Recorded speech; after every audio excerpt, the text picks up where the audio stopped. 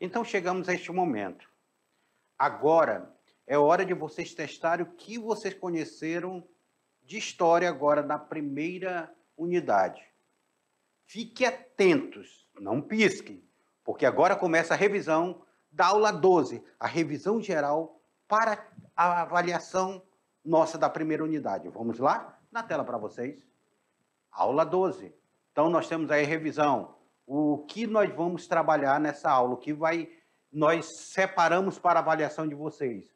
Os primeiros povos da América, a pré-história brasileira, os hebreus, fenícios persas, o Império Egípcio, a Grécia Antiga, a herança cultural grega e Roma Antiga. São os assuntos que nós iremos trabalhar nessa aula. A gente começa pela aula 3, os primeiros povos da América. Nós vimos aí, as prováveis rotas, arqueólogos perceberam que a única espécie humana que existiu na América foi o Homo sapiens. Não teve outra espécie de hominídeos aqui na América. O homem moderno migrou para a América depois de ter se desenvolvido na África, na Ásia e na Europa. Então, o homem se desenvolveu na África, depois na Ásia e depois na Europa. Aí ele migrou para a América, ou por aqui, que são as duas teorias. Porque há dúvidas sobre a origem dos primeiros habitantes da América. Uma diz que é pelo Estreito de Bering e outra a transoceânica. Então, vamos limpar aqui. Esse mapa é muito interessante para nós entendermos. Aqui seria pelo Estreito de Bering e aqui seria a migração transoceânica, vindo aí pelo mar, o homem vindo pelo mar, mas não por terra, em embarcações primitivas. A pré-história brasileira, quando nós trabalhamos a pré-história brasileira, eu coloco aí para vocês os principais sítios arqueológicos. Terra Preta, na Amazônia, Ribeirão das Pedras, Furada, no Piauí, o Boqueirão da Pedra Furada, Santa Helena, no Mato Grosso do Sul, a Lapa Vermelha, em Minas Gerais, os Sambaquis.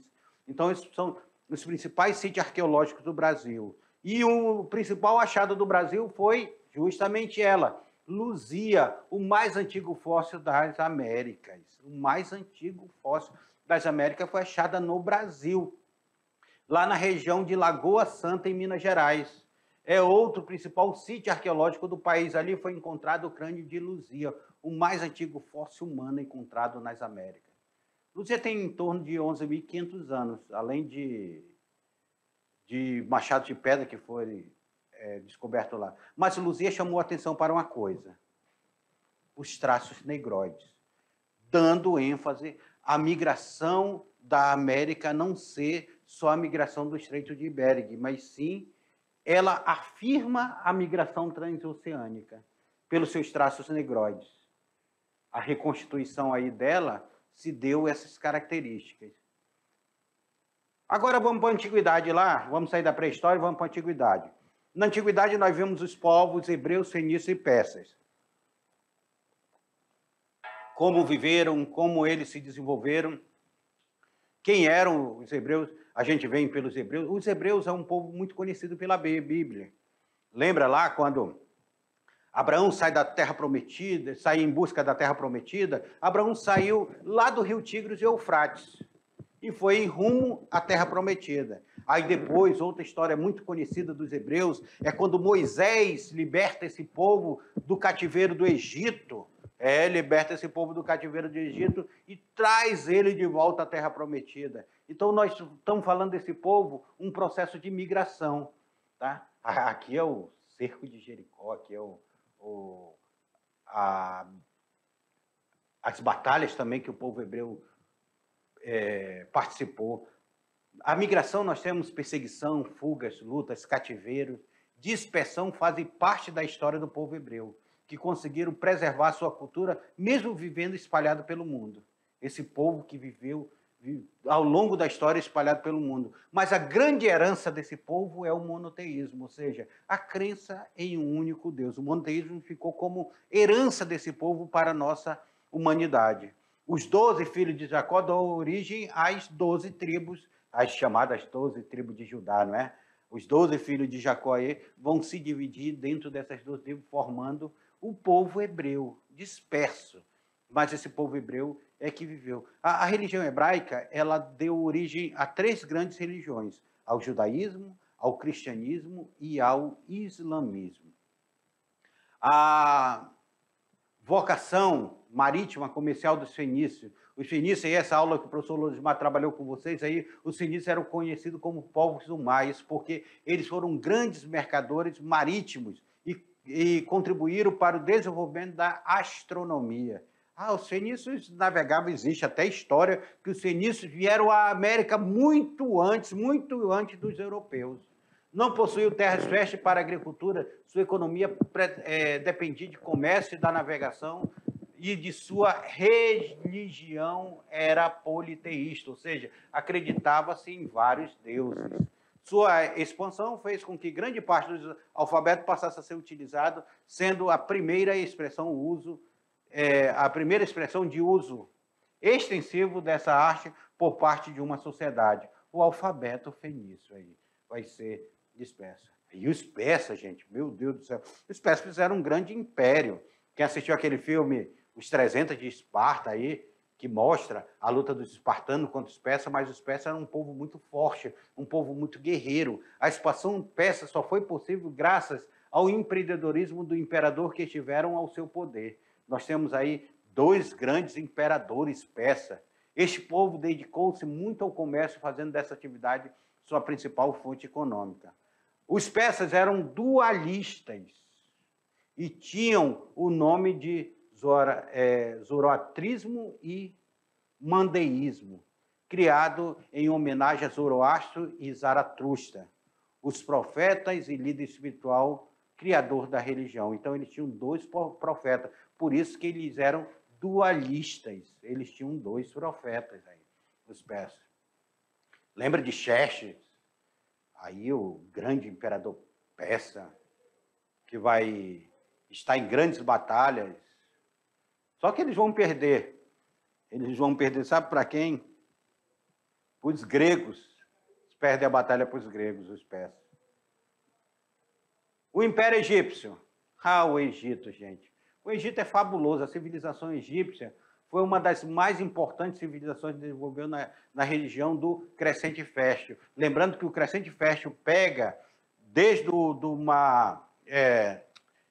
desde o rio Tigres e Eufrates, aí ele vai até o Nilo, lá no Egito. Ali daquela região é chamado o Crescente Fértil, ali, a região do Crescente Fértil.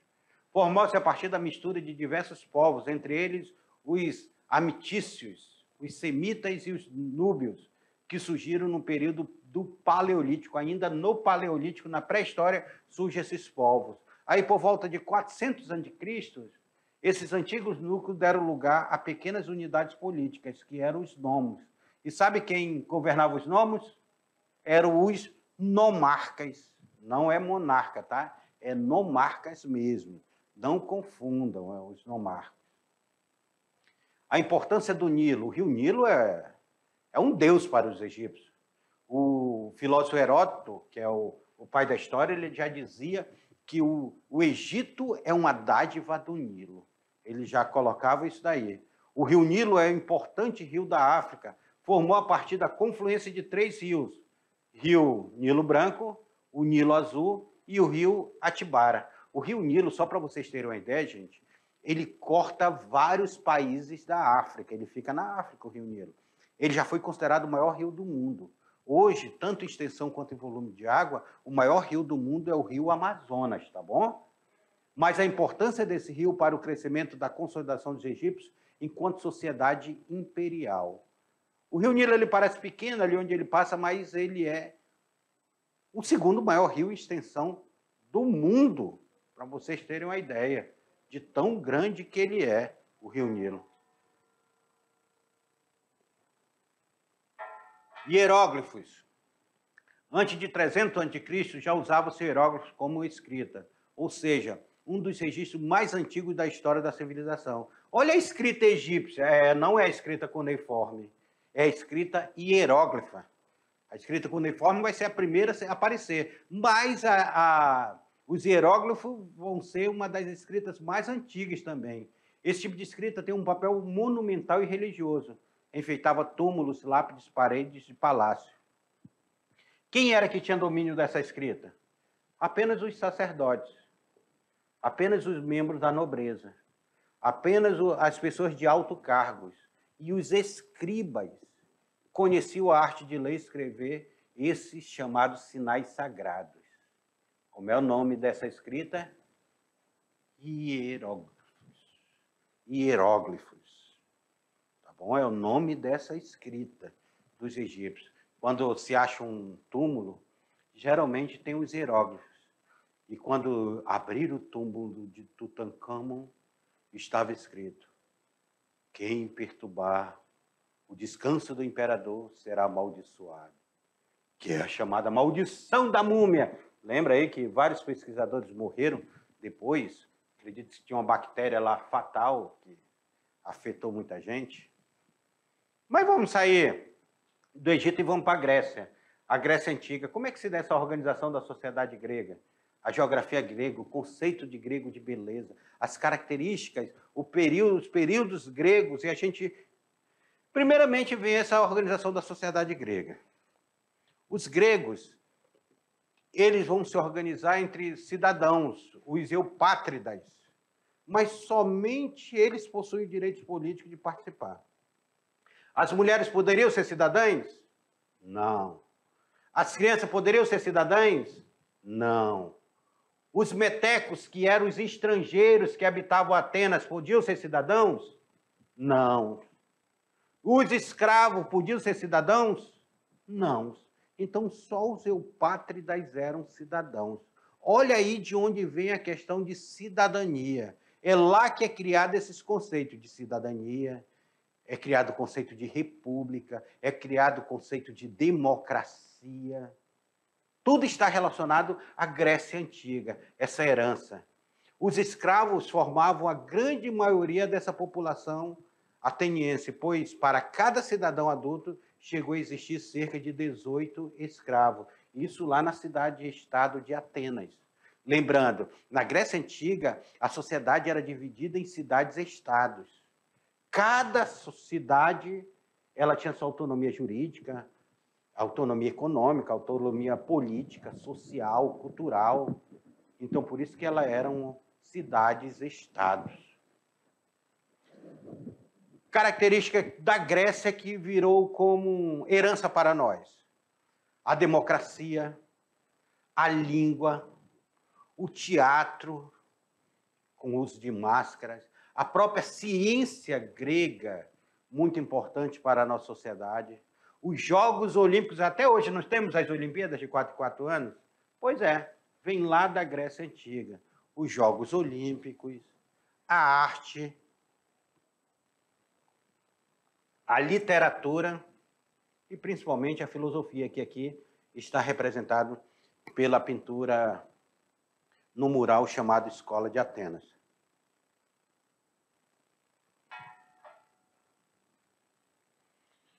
A Grécia ela se divide em períodos. Nós temos aí período micênico, homérico, o período arcaico, o período clássico e o período helenístico.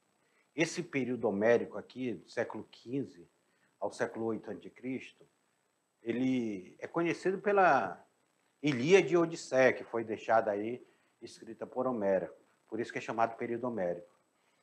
O período arcaico aqui vai do século VIII ao século V. Aí nós temos o período clássico, que foi o período de maior desenvolvimento no mundo grego.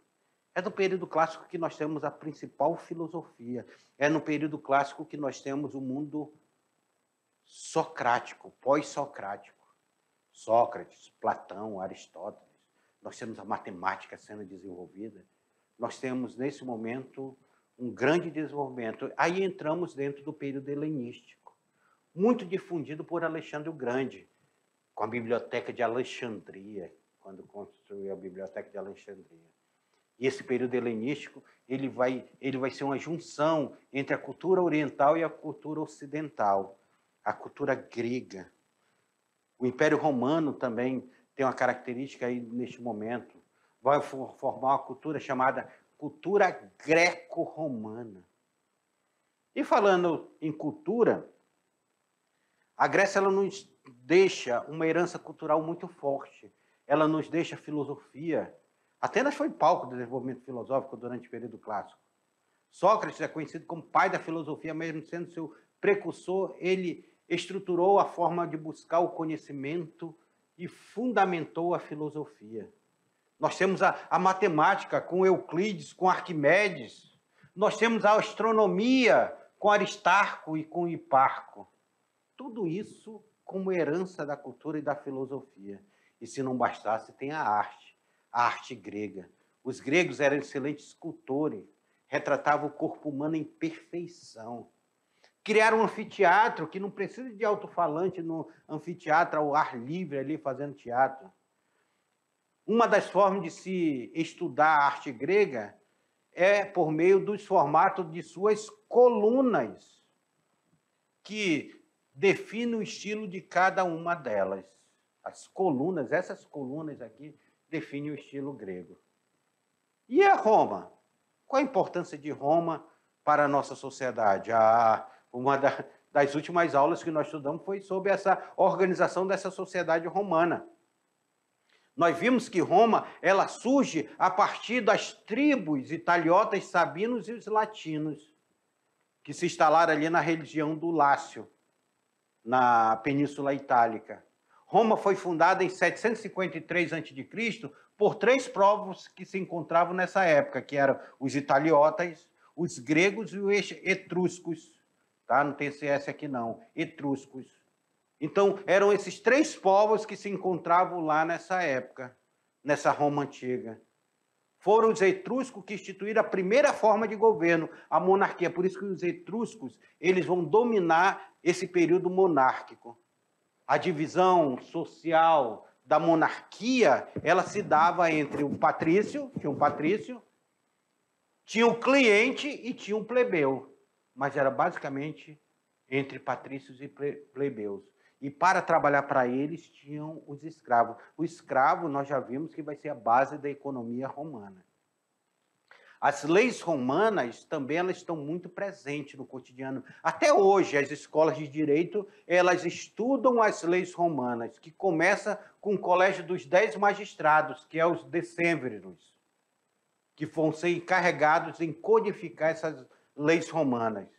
Depois nós temos as leis das 12 tábuas, a lei Canuleia, a lei Licínia, a lei Ogúnia, a lei Hortência, tudo isso leis romanas. E essas leis aqui, grande parte delas vão dar poderes aos plebeus a participar da sociedade romana. A República Romana é um período em que Roma desenvolveu suas instituições sociais e econômicas e expandiu seu território. Em 509 a.C. foi instaurada a República. Acaba a monarquia e entra a república. Grandes lutas sociais, sendo um progresso de expansão. Foi o maior expansionismo que Roma já existiu.